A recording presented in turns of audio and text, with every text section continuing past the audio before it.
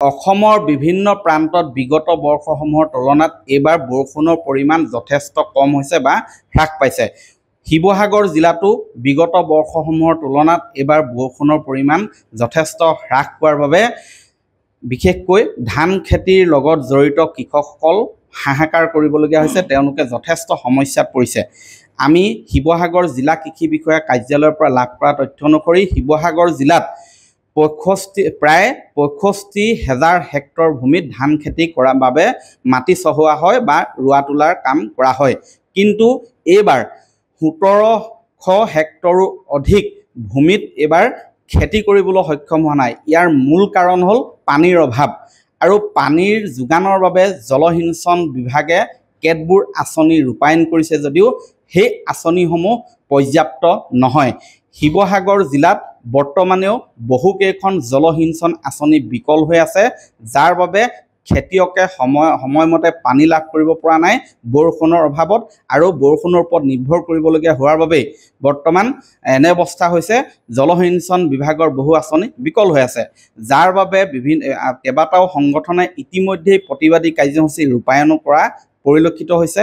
এই সন্দৰ্ভত আচলতে প্ৰকৃত তথ্যটো জানিবলৈ আজি আমি শিৱসাগৰৰ জলসিঞ্চন বিভাগৰ কাৰ্যবাহী অভিযন্তাৰ কাৰ্যালয়ত উপস্থিত হৈছোঁ আৰু মোৰ কাষত আছে সহকাৰী কাৰ্যবাহী অভিযন্তা জলসিঞ্চন বিভাগৰ। আপোনাৰ পৰাই জানিব বিচাৰিম শিৱসাগৰ জিলাত মুঠতে বৰ্তমান কিমান হেক্টৰ ভূমিত পানী দিব পৰাকৈ আঁচনি কাৰ্যক্ৰম আছে? হয়, এইটো শিৱসাগৰ ডিমো ডিভিজন। আমি দুটা LACৰ আমি ডাটা দিব পাৰিম। এটা হ'ল শিৱসাগৰ LAC আৰু এটা ডিমো LAC।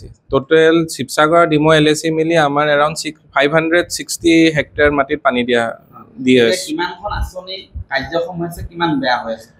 শিৱসাগৰত টোটেল স্কিম 12খন মান ফুল্লি ফাংচনেল হৈ আছে আৰু ডিমোত 8-9খন হৈ আছে।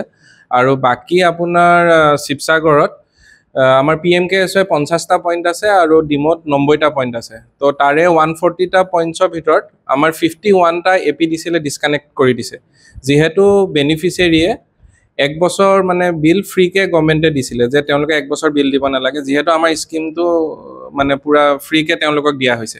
এতিয়া 51টা পইণ্ট ডিছকানেক্ট কৰি দিয়া হৈছে, যিহেতু মানে তেওঁলোকে 1 বছৰৰ পাছত বিল দিয়া নাই, তো সেইটো কাৰণে APDCলে গোটেই পইণ্টকেইটা ডিছকানেক্ট কৰি দিছে। মানে বিদ্যুৎ যোগানৰ ব্যৱস্থা নোহোৱাৰ বাবে? বিদ্যুৎ যোগান তেওঁলোকে বিল পৰিশোধ নকৰাৰ বাবে গোটেইকেইটা পইণ্ট ডিছকানেক্ট কৰি দিছে। বিভাগে নন ফাংচনিং কিমান আঁচনি বিকল হৈ আছে? 9খন টোটেল আপোনাৰ শিৱসাগৰ ডিমো মিলি এৰাউণ্ড 6খন-7খন স্কিম বিকল হৈ আছে। আৰু নতুন এইটো আপোনাৰ DTWS আছে, খাটপথাৰ পইণ্ট নম্বৰ 3 আছে, তাৰে ছাপ'জ পইণ্ট নম্বৰ 1টো আপোনাৰ অলৰেডি ফাংচনেল হৈ আছে। পইণ্ট নম্বৰ 3টো আপোনাৰ এতিয়া নতুনকৈ MNR দিছে। আৰু আপোনাৰ নতুনকৈ 3টা স্কিম শিৱসাগৰ LAC 3টা MDTW আৰু ডিমো 3টা নতুনকৈ কাৰ্যকাৰী হৈছে।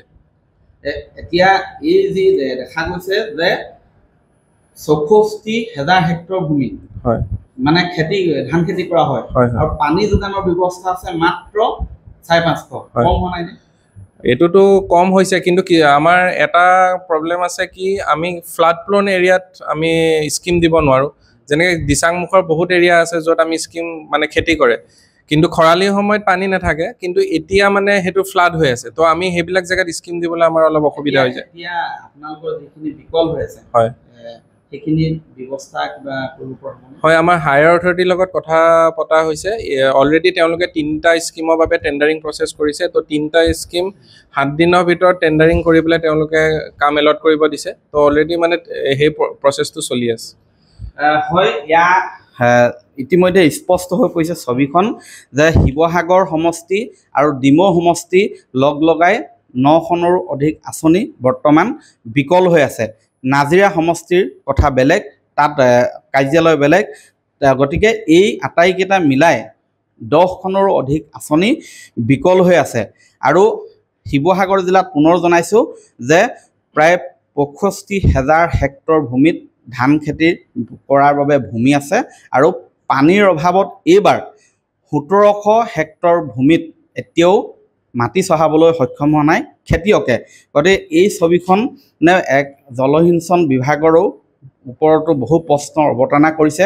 বিভিন্ন সময়ত জনপ্ৰতিনিধিসকলেও ভাষণৰ ফুলজাৰি মাৰে তেওঁলোকে ভাষণত কয় যে বছৰত দুবাৰ তিনিবাৰকৈ খেতি কৰিব পৰা ব্যৱস্থা কৰিব কিন্তু দুবাৰ তিনিবাৰ বাদ দিয়ক এবাৰ খেতি কৰিবলৈ যথাসময়ত পানী যোগান ধৰিবলৈ সক্ষম হোৱা নাই শিৱসাগৰ জিলাত মাত্ৰ প্ৰায় 550 হেক্টৰ ভূমিতে পানী যোগানৰ ব্যৱস্থা আছে বাকি আচলতে 60,000ৰো অধিক ভূমিত পানী যোগান ধৰিবলৈ তেনে ধৰণৰ ব্যৱস্থা নাই অনাগত সময়ত লক্ষণীয় হ'ব এই যি সমস্যা এই সমস্যাৰ সমাধান কেতিয়া ওলাব আপুনি বিচৰা বাতৰি পাব কেৱল নিউজ 18 এপত নিউজ 18 এপ ডাউনলোড কৰিবলৈ স্ক্যান কৰক এই QR কোড গুগল প্লে ষ্টৰতো পাব এই নিউজ 18 এপ